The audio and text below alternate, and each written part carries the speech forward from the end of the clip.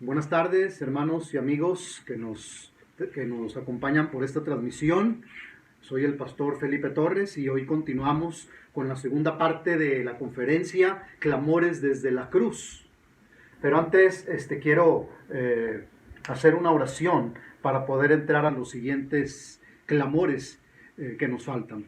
Padre bendito, en esta hora te doy gracias por permitirme compartir este mensaje, Señor. Te pido que sea tu Espíritu Santo quien prepare las mentes y los corazones de aquellos que están viendo este mensaje. En el nombre de Cristo Jesús, usa la vida de tu siervo para honra y gloria de tu nombre. Amén. Ayer veíamos los primeros 4 clamores de nuestro Señor Jesucristo en la cruz del Calvario. El primero fue el clamor por perdón, el segundo el clamor por seguridad, el tercero el clamor de compasión y el cuarto el clamor de angustia. Hoy vamos a ver el quinto clamor, que es el clamor de sufrimiento. Ahí en el Evangelio de Juan, capítulo 19, versículo 28, dice: después de esto, sabiendo Jesús que ya todo estaba consumado, dijo, para que se cumpliera la Escritura: tengo sed. Ahora imagínense, el creador del universo, el Dios todopoderoso, el Dios eterno, el Dios altísimo, el Dios inmutable, el Dios omnipotente y omnipresente, el Dios omnisciente, el que es la fuente de la vida y el que dijo: el que bebiere del agua que yo doy no tendrá sed jamás, ahora tenía sed. Físicamente Jesús tenía razón para tener sed, porque el jueves Él instruyó, preparó y celebró la Pascua, lavó los pies de los discípulos, pronunció un gran discurso, la oración en el huerto de Getsemaní, donde su sudor era como grandes gotas de sangre que caían hasta la tierra, y aparte el arresto. El viernes, en horas de la madrugada, fue sometido a 3 juicios judíos, primero ante Anás, luego ante Caifás y después ante el Sanedrín. Ese mismo día fue sometido también a 3 juicios romanos, ante Pilatos, luego ante Herodes y de vuelta a Pilatos. Lo escupieron, le dieron de bofetadas y de golpes, lo azotaron, lo clavaron, le clavaron la corona de espinas, le golpearon en la cabeza, tuvo que cargar su cruz, lo desnudaron, fue crucificado y se le atravesó su costado con una lanza. El salmista en el capítulo 22 dice: toda mi fuerza se ha ido como el agua entre los dedos. Estoy muy débil. Tú me has puesto al borde de la muerte. Así que el Señor Jesús fue azotado. Según la costumbre romana, la víctima con las manos atadas era amarrada a un poste y se le azotaba. El látigo era hecho de un trozo largo de cuero, con pedazos de huesos filosos y de plomo o de hierro. A veces con esos latigazos los destrozos del cuerpo eran tales que quedaban al descubierto las venas y las arterias, los huesos a veces, e incluso las entrañas y los órganos internos quedaban a veces al descubierto. Muchos condenados morían mientras eran azotados. Otros perdían el conocimiento y se desmayaban. La carne desgarrada y la pérdida de sangre producían en el azotado una fiebre delirante y una sed incontrolable. Inclusive al condenado se le obligaba a cargar su cruz hasta llegar al lugar señalado, haciéndolo tomar la ruta más larga posible. Se le hacía pasar por la mayor cantidad de calles, las más importantes de esa ciudad, mostrando y anunciando su delito y su condena. Esto era con el fin de infundir escarmiento al pueblo y, por otro lado, para que la gente, al verlo en esa condición, si había alguien que pudiera ayudarle o atestiguar a favor de él, se animara a defenderlo, y si lograba demostrar su inocencia, el reo era absuelto de morir. Pero mientras, el reo era azotado a lo largo del camino, cargando su cruz, con el fin de mantenerlo de pie. Por eso, al llegar al lugar indicado, se le acostaba en tierra, se le amarraban los brazos al madero, que estaba de manera horizontal, se le metían las manos y los pies, se le ponían unos clavos de 6 pulgadas de largo y 1 pulgada de ancho. Después la cruz era levantada con la ayuda de cuerdas y todo el peso del sentenciado quedaba pendiente, haciendo presión en los clavos. De hecho, los clavos no eran exactamente en las manos, eran en lo que le llamamos las muñecas o las canillas para poder sostenerlo. El sentenciado moría finalmente desangrado, de sed, deshidratándose por el intenso calor o por la fiebre que venía a consecuencia de tan horribles tormentos. Por eso Cristo tenía sed. Tenía razón para sentir sed, pero Cristo tenía sed, más que sed física, tenía sed de justicia. El que dijo, el que tenga sed, venga a mí y beba. Sufrió sed para saciar la nuestra, la tuya y la mía. El que en una ocasión dijo, bienaventurados los que tienen hambre y sed de justicia, porque ellos serán saciados. Él sintió esa sed de estar en la cruz, aún antes de los clavos, antes de la corona de espinas, antes de los latigazos en su espalda, antes de venir a este mundo y nacer de una virgen. Esa sed nació en el huerto del Edén, cuando el hombre, que una vez él mismo creó con sus propias manos, cayera presa del pecado y herido por su maldad. Cristo tenía sed. Tenía sed de justicia. Esa sed acrecentó al contemplar la degradación y la depravación humana. Creció aún ver más al hombre revolcándose en su miseria espiritual, adorando a las criaturas antes que a su creador, como lo dice Romanos capítulo 1. Viendo al hombre sacrificando a los ídolos y llamando a imágenes su Dios. El Señor sigue diciendo el día de hoy, tengo sed, cuando contempla a una humanidad totalmente alejada de Él. Cuando contempla a las naciones entregándose al pecado y rechazándolo a Él. Jesús tiene sed al ver cómo se encuentra nuestra humanidad. Por eso es que en estos días que estamos viviendo esta pandemia, querido hermano, querido amigo, Dios está llamando a la conciencia de los hombres, está llamando al corazón de los hombres para que se arrepientan de su pecado, para que se vuelvan a su Creador, aquel que dio su vida en la cruz del Calvario por ellos, por nosotros. Esa sed que Jesús tiene también para aquellos que se dicen ser cristianos y que no se comprometen o que no viven una vida conforme a su voluntad. ¿Cuántas personas hay el día de hoy que se dicen ser cristianos, pero que cuando vemos su vida no refleja realmente a Cristo, no refleja el amor de Dios? Jesús siente sed cuando ve la condición en que se encuentran las familias destrozadas, hogares destruidos, matrimonios divorciados.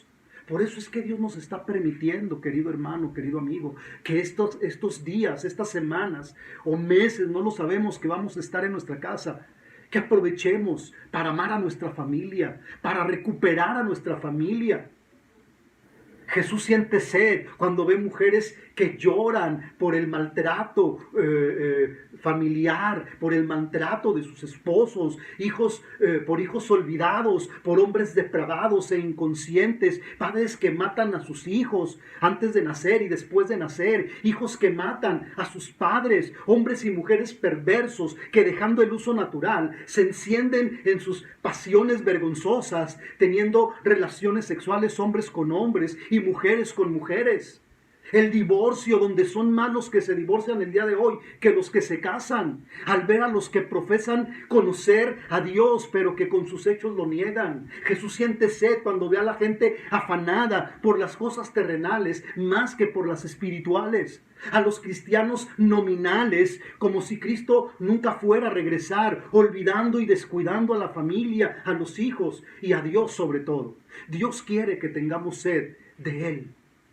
Por eso Jesús tenía sed. Y esta quinta frase fue el quinto clamor del sufrimiento. El sexto clamor fue el clamor de victoria. En Juan 19:30, cuando Jesús hubo tomado el vinagre, dijo, consumado es. Y habiendo inclinado la cabeza, entregó el espíritu. Antes de morir, tú y yo podremos preguntarnos, ¿Cumplimos con lo que Dios quería que hiciéramos en este mundo? ¿Cumplimos con nuestra misión? ¿O vivimos como quisimos? ¿Cuántas oportunidades hemos dejado ir? ¿Cuántas oportunidades dejamos ir? ¿Y cuántas dejamos sin terminar? ¿A cuántas personas les hablaste de Cristo? ¿Les compartiste del amor de Dios? Jesús tenía solo 33 años, pero él había cumplido con su misión, con cada una de las obligaciones que él tenía aquí en la tierra. Por eso la frase griega que Jesús menciona estando en la cruz, tetelesté, todo se ha cumplido o consumado es, que viene del verbo griego teleo, que significa terminar, completar, cumplir. Cuando Jesús dijo tetelesté, está diciendo consumado es, todo ha sido cumplido. O sea, he cumplido con la obra, con la misión para la cual vine a esta tierra. Y la misión de Jesús era venir a morir por ti y por mí. Porque el hombre estaba separado de Dios. El hombre tiene que ser reconciliado con su Creador. Y solamente Jesús lo pudo hacer para podernos reconciliar con el Padre.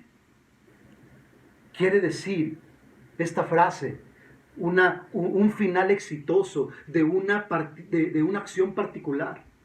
Significa terminar lo que se tenía dispuesto a hacer. Al decir Jesús, todo se ha cumplido, incluía el alcance de nuestra redención. Todo ha sido cumplido. Fue el grito más triunfante de toda la historia de la humanidad. Aquel grito significó que la simiente de la mujer había triunfado sobre la inmunda serpiente, dándole el golpe mortal en la cabeza. Como lo decía ayer, se cumplió el protoevangelio de Génesis 3:15. Se libró una batalla cósmica, porque la muerte de Jesús fue cósmica. Porque la Biblia dice que cuando Jesús muere, era al mediodía y se oscureció. En ese momento, dice la Biblia que la tierra se partió en dos. Hubo un temblor. El velo del templo se rasgó en señal de que ahora el hombre tiene acceso directo a Dios y no necesita de ningún ser humano como intermediario para venir a Dios, más que solamente Jesucristo. Pero también dice la palabra de Dios que muchos santos que estaban muertos salieron de sus tumbas para después regresar a sus tumbas. Así que la muerte de Jesús fue cósmica. Si existiera vida en otros planetas, cosa que la Biblia no lo dice, hasta allá retumbó la muerte de Jesús, porque su muerte fue cósmica. Fue un momento aterrador cuando Jesús murió en la cruz. Jesús fue clavado, ¿sí? Se libró una batalla cósmica. El diablo estaba allí presente, Dios estaba allí y nosotros estábamos ahí también. Nuestra deuda fue pagada por completo. Aquella deuda que nos era contraria, Jesús la pagó en la cruz del Calvario.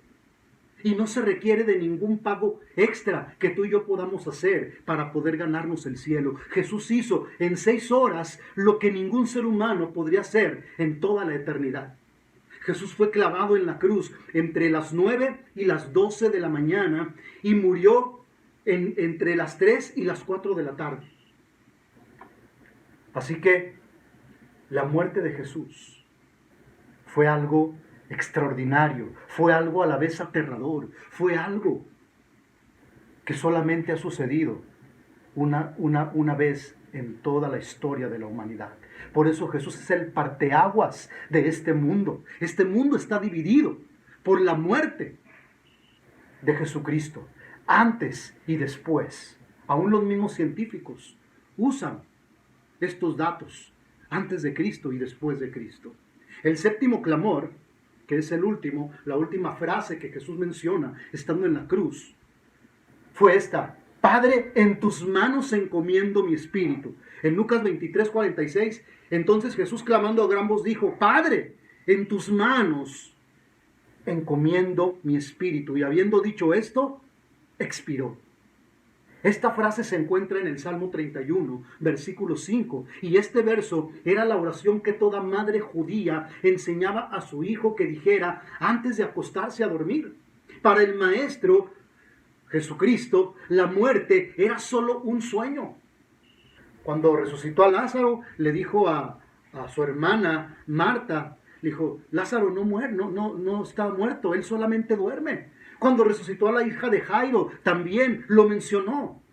Jesús solamente se iba a dormir, que la palabra dormir en la Reina Valera 60 es un eufemismo para referirse a la muerte, ¿sí? Jesús murió para despertar el domingo, para resucitar el domingo. Asimismo, este Salmo 31, versículo 24, termina diciendo, esfuércense todos ustedes los que esperan en el Señor y tome aliento su corazón. Es viernes, pero el domingo ya viene. Cristo nos dejó el legado de una buena muerte. Al morir nuestro espíritu partirá, ya sea a la luz del día eterno o a la luz de la noche eterna. Depende de qué hayamos hecho con Jesús. Depende de lo que tú y yo creamos acerca de Jesucristo. Depende de lo que tú y yo hagamos con Jesucristo. Y depende de lo que tú y yo contestemos a la pregunta, ¿quién es Jesucristo?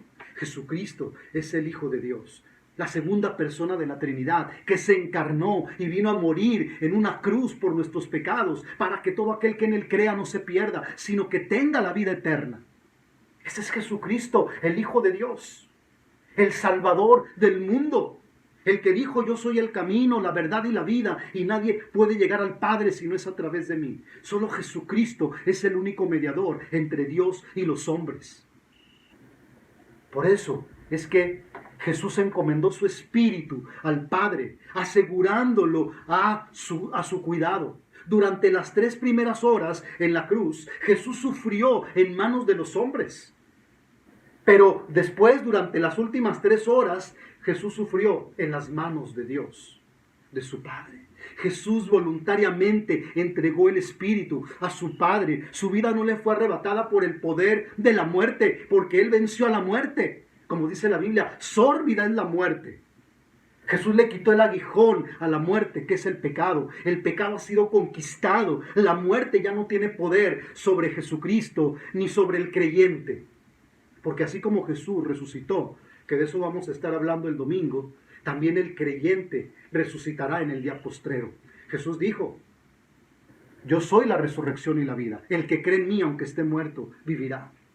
Cuando Juan Hus, uno de los precursores de la Reforma Protestante, fue condenado por el Concilio de Constanza en el año 1415, el obispo terminó la ceremonia con estas palabras, diciéndole a Juan Hus, ahora encomendamos tu alma al diablo. Pero Juan Hus respondió, encomiendo mi espíritu en tus manos, Señor Jesucristo, el cual has redimido. Ningún hombre nos puede encomendar en las manos del diablo si ya nos hemos entregado en las manos de Dios. Dios no promete pasar tranquilamente el camino hacia la muerte, pero sí promete una llegada segura. Porque cuando estamos en Cristo, nuestra vida está segura en Él. El apóstol Pablo dijo, para mí el vivir es Cristo y el morir es ganancia. D.L. Moody, también un predicador famoso, al momento de morir dijo lo siguiente, la tierra descanse, los cielos se abren para mí. Si esto es la muerte, entonces es dulce. Los fariseos le dijeron a Jesús, si es el rey de Israel, descienda ahora en la cruz y creeremos en él. La gente se burlaba diciéndole, a otro salvó y a sí mismo no se puede salvar. Los ladrones que estaban a los lados le injuriaban diciendo, si eres el Hijo de Dios, bájate de la cruz, sobre todo el ladrón que no creyó. Los discípulos le dejaron creyendo que todo había terminado con la muerte de Jesús. Su madre lloraba desconsolada sintiendo que la vida misma se le iba al ver morir a su hijo. Satanás y los demonios celebraban, se gozaban, pues habían matado al Hijo de Dios, habían matado a Dios. Los que pasaban le injuriaban meneando la cabeza, diciendo, mira, tú que decías que derribarías el templo en 3 días y después, y en 3 días lo levantarías. Todo era oscuro en el momento que Jesús estaba en la cruz. Todo era hostil, no había esperanza, no había salida. Dios, hecho carne, había muerto. Es viernes, pero el domingo viene. El Hijo de Dios murió por nuestros pecados. Pero te tengo una buena noticia. Jesús no está en una cruz clavado, porque la Biblia dice que Él resucitó al tercer día. Y ahora Él reina a la diestra del Padre, reina como el Dios todopoderoso que es, como el creador de este universo, como el que nos creó a ti y a mí. Él ya no está en la cruz como muchos lo tienen. Jesús ya no está crucificado. Él venció a la muerte. Por eso la cruz no solo prueba la gracia del amor de Dios hacia los pecadores, sino también la gravedad de nuestro pecado y rebelión contra Él. Como dice Edwin Lutzer en su libro Clamores de la Cruz, que de hecho esta conferencia está basada en su libro. Dice él, amar el pecado sería como amar el cuchillo que se usó para matar a un niño. Nosotros estuvimos ahí cuando nuestro Señor fue crucificado. La crucifixión, por eso, acusa la naturaleza humana, nos acusa, de las cosas que pensamos y hacemos. A menos que creamos que merecemos el infierno, nunca podremos entender la cruz. Nunca podremos entender la muerte, la crucifixión de Jesucristo. Es por eso que la crucifixión acusa a la naturaleza humana. A menos que, si creemos que no lo merecemos, no lo vamos a entender. Lo que sostuvo a Cristo en la cruz no fueron los clavos que traspasaron sus manos y sus pies, sino su amor por ti y por mí. Hay una anécdota de la vida real de un juez que en una ocasión iba a enjuiciar a un hombre de 96 años por ir a exceso de velocidad. Y cuando lo estaban enjuiciando, el juez le pregunta, ¿y cuál era el motivo por qué iba a exceso de velocidad? Usted tiene que pagar una multa de $100. Y este hombre, ya grande, anciano, pero todavía se veía fuerte, le dice, porque mi hijo está enfermo, padece de cáncer, y tenía que llevarlo al hospital a que le pusieran una inyección, por eso iba a exceso de velocidad. Mi hijo, le pregunta el juez, ¿cuántos años tiene su hijo? Le dice 63. A lo que él le dio risa, ¿verdad? Que todavía, él siendo ya un hombre de 96 años, todavía se preocupaba por su familia. El juez volteó a ver a su hijo, que estaba mucho más joven, de 30 años, ahí mismo en la corte, y le dijo, ya ves, mijo. Y el juez le dijo a este hombre, usted queda absuelto de esa multa, yo la voy a pagar por usted. Esto nos dice que lo que el Señor hizo en la cruz fue pagar por nuestros pecados. Tú y yo debíamos haber pagado en la cruz, pero Jesucristo fue nuestro sustituto. Él fue nuestra propiciación. ¿Qué significa esto? Quien derramó su sangre en la cruz, en el madero, para podernos limpiar del pecado. Pero para que esto se haga una realidad de nuestra vida, necesitas entregarle tu vida a Cristo. Así que el pecado siempre exige un pago. Si el Padre dio la espalda a su Hijo por el pecado de nosotros, seguramente Él le dará también la espalda al pecador no arrepentido en el día del juicio. Se requiere que sea una iglesia crucificada la que traiga a Cristo crucificado ante los ojos del mundo. El mensaje del Evangelio debe ser auténtico ante el mundo a través de la vida de los creyentes. De aquellos que somos seguidores de Cristo, no vale de nada que lo prediquemos a menos que lo vivamos, y entonces el mundo no encontrará ni una razón para no creerlo. Por eso yo te invito a que, meditando en esta palabra, tú reconozcas tu necesidad espiritual.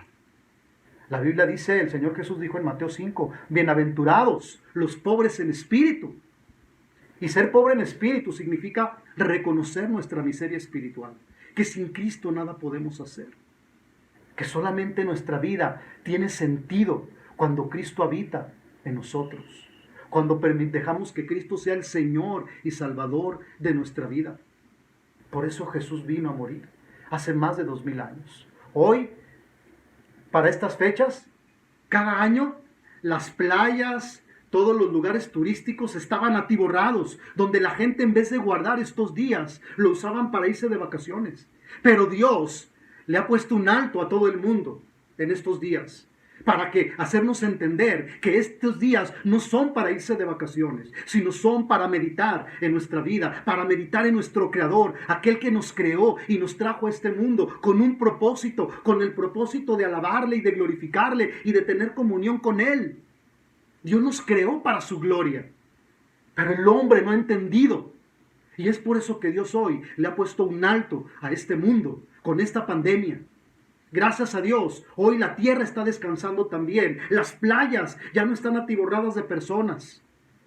La misma creación, dice la Biblia, gime por su redención. Por eso Dios nos está llamando a rendir cuentas. Dios nos está llamando al arrepentimiento. Dios nos está llamando a que le reconozcamos en nuestra vida, a que reconozcamos nuestra miseria espiritual. Reconocer que solamente Él es Dios, que solamente Él tiene el poder de todo este universo, que solamente Él puede detener el sol si Él lo quiere hacer, que solamente Él puede detener los días si Él quiere hacerlo, porque no hay nada imposible que sea para Dios. Así que yo te invito, querido hermano, querido amigo, a que ores conmigo y que te pongas a cuentas con Él, que le entregues tu vida si aún no te has rendido a Jesucristo. Y si tú ya te rendiste a Cristo, que te consagres y te santifiques cada día más a tu Señor, a nuestro Señor Jesucristo. Padre bendito, en esta hora te doy gracias por permitirme compartir tu palabra, Señor. Tu palabra que no vuelve vacía. Tu palabra, Señor, que es como una espada de dos filos y que penetra hasta partir el alma y los tuétanos y discierne las intenciones y los pensamientos del corazón.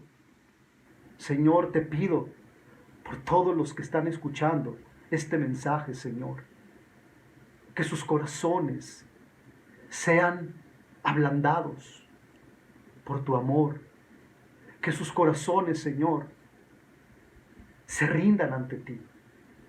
Padre, bendice nuestro país, bendice cada nación, Señor, bendice cada familia, bendícenos, Señor, que todo este tiempo que vamos a estar en nuestra casa, Señor, podamos rendirnos, podamos meditar, podamos reconocer, Señor, que te necesitamos, que el hombre sin ti nada puede hacer, que reconozcamos que no somos autosuficientes, que tú eres la fuente de nuestra vida, que de ti depende nuestra vida, Señor. Te doy gracias por tu palabra, en el nombre de Cristo Jesús. Amén. Espero que este mensaje haya sido de bendición para tu vida y que tengas un bonito día. Que Dios te bendiga.